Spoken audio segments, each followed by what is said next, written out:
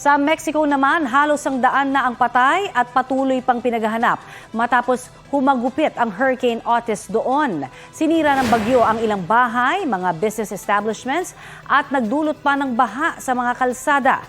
Nagkanakawan na din po dahil sa kakulangan sa tubig at pagkain na kinokondena ng ilang grupo. Nasa 45 ang naiulat na nasawi at 47 naman ang patuloy pang hinahanap. Tinatayang nasa 15 bilyong dolyar ang halaga ng mga pinsala. Balita ko, may tututukan kayo tuwing 10:30 a.m. sa GTV. Alamin ang mahahalagang balita at impormasyong dapat niyong malaman sa Balita Ko tuwing Lunes hanggang Biyernes. Mag-subscribe din sa GMA Integrated News sa YouTube.